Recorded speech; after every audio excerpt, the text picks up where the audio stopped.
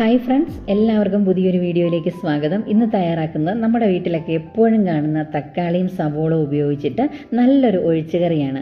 അപ്പോൾ അതെങ്ങനെയാണ് തയ്യാറാക്കുന്നതെന്ന് കണ്ടു നോക്കാം. അതിനായിട്ട് ഒരു ചട്ടിയിലോട്ട് കഴുകി വൃത്തിയാക്കിയതിന് ശേഷം ചെറിയ കഷ്ണങ്ങളായിട്ട് മുറിച്ചെടുത്തിരിക്കുന്ന തക്കാളിയാണ് ഞാൻ ഇട്ട് കൊടുക്കുന്നത്. 5 ആപ്പിൾ തക്കാളിയാണ് ഞാനിവിടെ എടുത്തിരിക്കുന്നത്.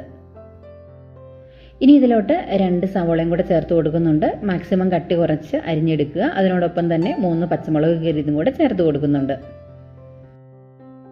ഇനി ഈ കറിയിലോട്ട് ആവശ്യമായിട്ടുള്ള ഉപ്പുപൊടിയും കൂടെ ചേർത്ത് കൊടുക്കണം. 1 ടീസ്പൂൺ ഉപ്പുപൊടിയാണ് ഞാനിവിടെ ചേർത്ത് കൊടുക്കുന്നത്. അതിനുശേഷം 1/2 ടീസ്പൂൺ മഞ്ഞൾപ്പൊടിയും കൂടെ ചേർത്ത് കൊടുക്കണം.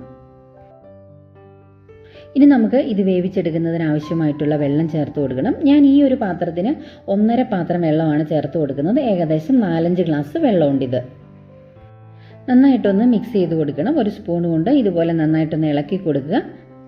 അതിനുശേഷം ഒരടപ്പ് കൊണ്ട് അടച്ചു വെച്ചിട്ട് മീഡിയം ഫ്ലെയിമിൽ വെച്ചിട്ട് നമുക്കിത് വേവിച്ചെടുക്കാം.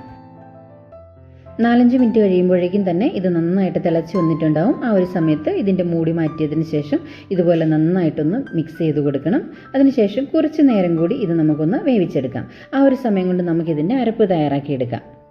അരപ്പ് തയ്യാറാക്കുന്നതിനായിട്ട് ഞാൻ ഇതുപോലെ അരമുറി തേങ്ങയാണ് ഉപയോഗിക്കുന്നത്. തേങ്ങ ചിരണ്ടിയതിന് ശേഷം ഒരു മിക്സിയുടെ ജാറിലോട്ട് ഇട്ട് കൊടുത്തിട്ടുണ്ട്. അതിനുശേഷം 8-10 ചുവന്നുള്ളിയും കൂടി ഇതിലോട്ട് ചേർക്കുകയാണ്. അതിനുശേഷം എരിവിന് ആവശ്യമായിട്ടുള്ള 2 പച്ചമുളക്, 1/2 ടീസ്പൂൺ മഞ്ഞൾപ്പൊടിയും കൂടെ ചേർത്ത് കൊടുക്കുന്നുണ്ട്. പിന്നെ ഇതൊന്ന് നന്നായിട്ട് അരച്ചെടുക്കുന്നതിന് കുറച്ച് വെള്ളം കൂടി ചേർത്ത് കൊടുക്കണം. 3/4 ഗ്ലാസ് വെള്ളമൊക്കെ ചേർത്ത് കൊടുത്താൽ മതി. ഞാനിവിടെ 125 ml അളവ് കപ്പിനാണ് കേട്ടോ അളന്നൊഴിച്ചിരിക്കുന്നത്. അതിനുശേഷം നന്നായിട്ട് നല്ല തിക്ക് പേസ്റ്റായിട്ടാണ് ഞാനിതിവിടെ അരച്ചെടുത്തിരിക്കുന്നത്. ഇതുപോലെ കണ്ടില്ലേ, അധികം വെള്ളമൊന്നും ചേർക്കാതെ നല്ല തിക്കായിട്ട് ഇതുപോലെ അരച്ചെടുക്കുക. ഇപ്പോൾ ഇത് തിളയ്ക്കാൻ തുടങ്ങിയിട്ട് 5-8 മിനിറ്റ് കഴിഞ്ഞിട്ടുണ്ട്. ഈ സമയത്ത് നമ്മൾ ചേർത്തിരുന്ന ഇതിലെ വെള്ളമൊക്കെ കുറച്ച് വറ്റി വന്നിട്ടുണ്ട്. ഇങ്ങനെ വറ്റി വരുന്ന സമയത്താണ് നമ്മൾ അരപ്പ് തയ്യാറാക്കി വെച്ചിരിക്കുന്നത് ഇതിലോട്ട് ചേർത്ത് കൊടുക്കേണ്ടത്. അരപ്പ് മുഴുവനായിട്ട് ഇതിലോട്ട് ചേർത്തതിന് ശേഷം ഏകദേശം ഒരു 1/2 ഗ്ലാസ് അല്ലെങ്കിൽ 3/4 ഗ്ലാസോളം വെള്ളം കൂടി ഇതിലോട്ട് ഒഴിച്ച് ആ ഒരു മിക്സിയുടെ ജാറ് നന്നായിട്ടൊന്ന് കഴുകി അതും കൂടി ഇതിലോട്ട് ചേർത്ത് കൊടുത്തിട്ടുണ്ട്. ഇനി ഇത് നന്നായിട്ടൊന്ന് മിക്സ് ചെയ്തെടുക്കുക കേട്ടോ. ഫ്ലെയിം കുറച്ച് വെച്ചതിന് ശേഷം ഇനി ഇത് നന്നായിട്ട് തിളച്ച് വരുന്നിടം വരെ നമുക്ക് വെയിറ്റ് ചെയ്യാം.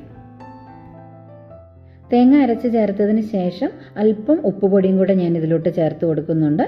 അതിനുശേഷം നന്നായിട്ടൊന്ന് ഇളക്കി യോജിപ്പിച്ചതിന് ശേഷം നമുക്കിത് തിളച്ച് വരുന്നിടം വരെ വെയിറ്റ് ചെയ്യാം. 2-3 മിനിറ്റ് കഴിഞ്ഞപ്പോഴേക്കും ഇതുപോലെ ചെറുതായിട്ട് തിള വന്നിട്ടുണ്ട്. ഈ ഒരു സമയത്ത് ഇതൊന്ന് മിക്സ് ചെയ്ത് കൊടുത്തതിന് ശേഷം നമുക്കിതിൻ്റെ ഫ്ലെയിം ഓഫ് ചെയ്യാവുന്നതാണ്. ഒരുപാടിട്ട് തിളപ്പിക്കേണ്ട ആവശ്യമില്ല. ഇനി കടുക് വറുത്ത് ചേർക്കാം. അതിനായിട്ടൊരു ചീനിച്ചട്ടി ചൂടാക്കി അതിലോട്ട് വെളിച്ചെണ്ണ ഒഴിച്ചു കൊടുത്ത് നന്നായിട്ട് കടുക് പൊട്ടിച്ചെടുക്കുക. അതിനുശേഷം അരിഞ്ഞു വെച്ചിരിക്കുന്ന ഒരു സവോളയാണ് ഇതിലോട്ട് ഞാൻ ചേർത്ത് കൊടുത്തത്.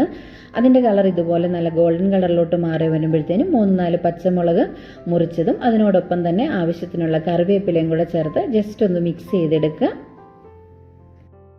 ഇനി നമുക്കിത് റെഡിയാക്കി വെച്ചിരിക്കുന്ന തക്കാളി കറിയിലോട്ട് ചേർത്ത് കൊടുക്കാവുന്നതാണ്.